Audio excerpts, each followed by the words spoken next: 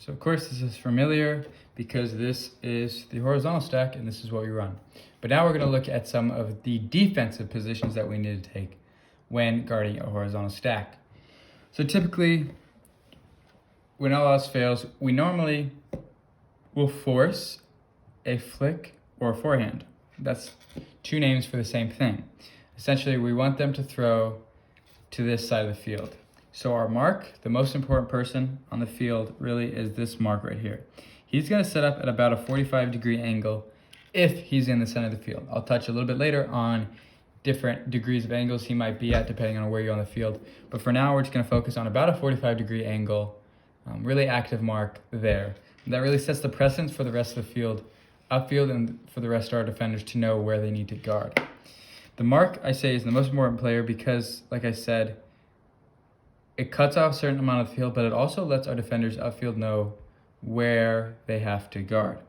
Theoretically, with this mark, we are cutting off a certain segment of the field. So this space becomes dead space. What that allows is our defenders now know, I don't really have to worry about this space. My mark here has that handled. So I'm going to set up in positions that really more favor them potentially going into open space. So instead of this defender maybe being here, he knows that this part he doesn't really have to worry about. If his cutter cuts here, he can of course still follow him, but he doesn't have to go as hard. He's going to go more maybe here, depending on if you think you're faster than him, if you can beat him infield, or if you think you can beat him downfield. We're going to set up in different positions as this. Because what this realizes is that as this defender, I know that my mark is guarding this area. So I need to guard this area. So if my cutter goes here, I'll follow him slightly, but I'm not going to really book it. But if he starts cutting here, I'm really going to sell out and make sure I get to this space. As a defender, you want to be between your guy and where the disc may be going. So essentially the disc may be going here. So we say, oh, our guy starts cutting here. Our guy is thinking about throwing it here.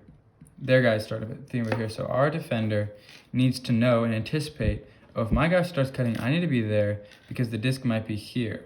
So it allows our guy to get there, put a hand in before this guy can get there and catch the disc.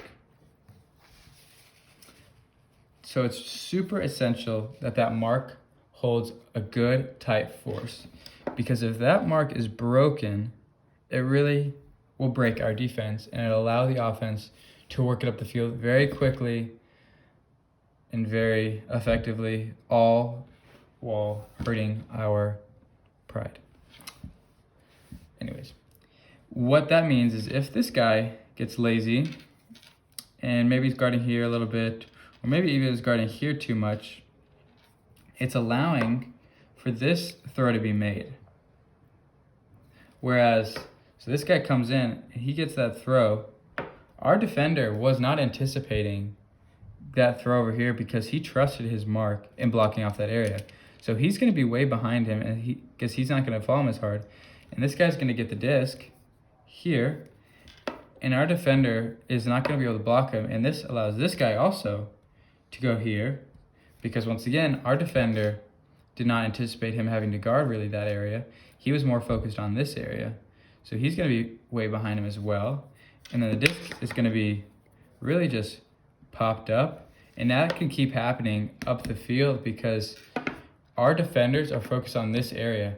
As soon as it's broken, their offensive players have an upper hand on us because they can just go to that break side, which is now really an open side for them, and work it up the field.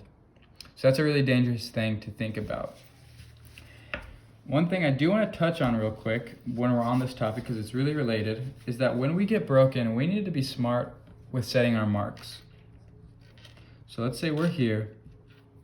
For instance, I'll just keep this here. We don't really need anybody else on the field to make the example. I'll still put them on just so we get a full picture of what's happening.